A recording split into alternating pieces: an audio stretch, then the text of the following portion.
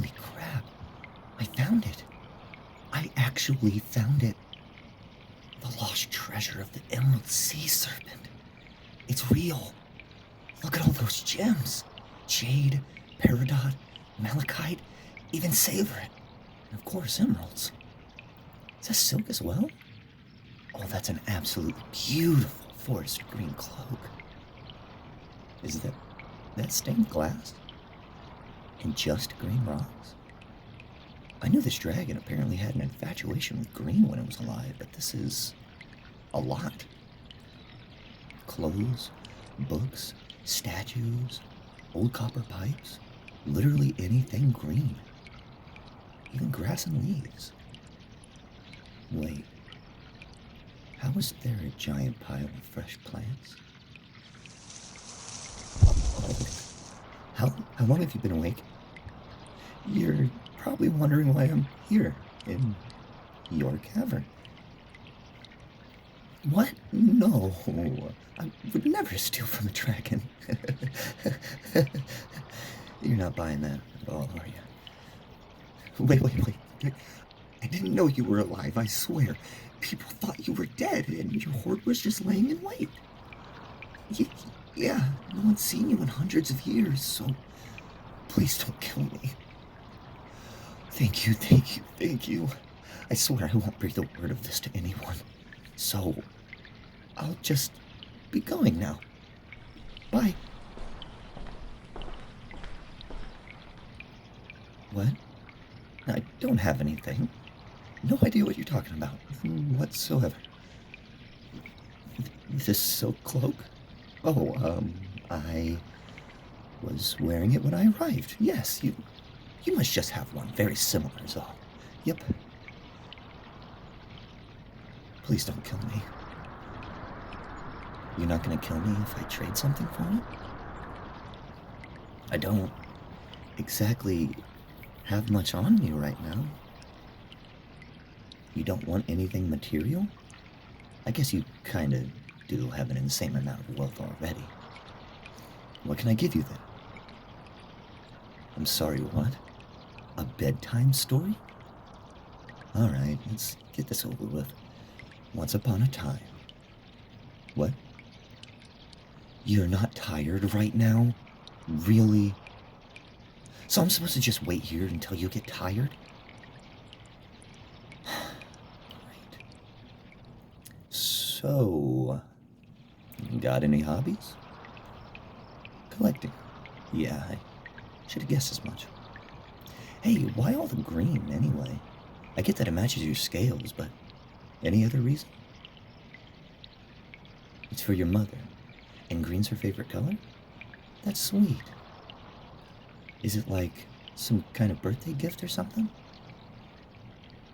So she comes back?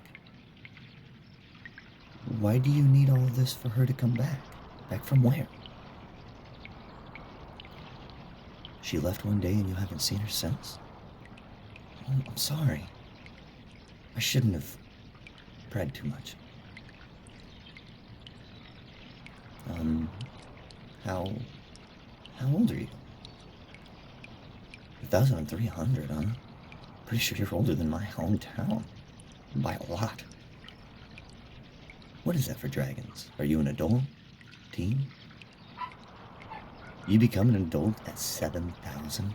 Wow, so you're really young then. What happened to their mom?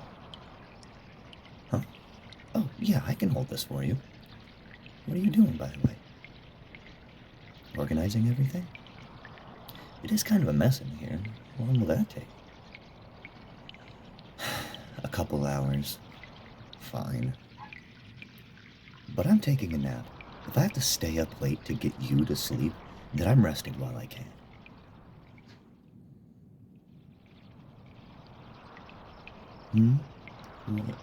What the? All right. That wasn't a dream. It's so dark. What time is it? It's nearly midnight, and you're feeling tired. Fine. Get yourself comfortable. This is one my dad used to tell me as a kid, so no complaints, got it? Now then, in a faraway land, a place across the great sea, there is a kingdom. It was ruled by a queen with a frozen heart. Her people loved and cherished her, for she gave them peace, prosperity, and freedom. But for all the love she was given, nothing reached her. For long ago she was cursed. She had once loved with passion so fierce that her people called her the Mother Queen. However, her love for her people was what led to that curse. She heard of a secret grove within the forest of spirits. It is said to hide a grand gem that spread life and fortune to the forest. So, she took her only son with her to retrieve this gem. Oh, he was a great warrior, you see. His skill with the spear was unmatched in all the land. She trusted his mighty to protect them on the journey. When they first arrived, they were assaulted by spirits, wrathful spectators who were drawn to the gem. The prince used his magical spear to cleave through them with ease. His weapon shined with splendor and skill. Not even winded, the prince led the way, his mother safely by his side. The forest grew dark and the trees tall, their branches blotting out the light above. From the gloom came a blazing light, an eye filled with hate and hunger. The Cyclops loomed above them, yet the prince did not falter. Blow for blow, the prince matched the beast. The fight was long, and the ground turned to mud, sweat, and blood. The prince, battered and sore, drew back his arm and aimed. Like a blazing pinion of light, his spear split the darkness. It met true, the prince's mark. With a bellow that shook the trees and thundered for all the land to hear, a monstrous form fell like a sundered tree. Although the queen thought it best to return another day and rest, the prince was determined. Like his mother in many ways, he wished to bring unending light to his home. And so he pushed on. The dark of the forest receded, and in a break between the boughs and boughs of trees, they saw it, a grove of unparalleled beauty. There grew a tree that glimmered with a golden light. From its branches hung a lone, round diamond. It was clear as summer skies and radiated warmth. Overjoyed, they rushed to their goal. They stood and marveled as it shone. Transfixed as they were, it was not until the prince moved to climb the tree that they looked down. Littering the forest floor was corpse upon corpse. Sun-bleached bones and moss-covered skull stood stark against beauty above. Suddenly from behind, a voice called out, "Beware, none may take what is not given."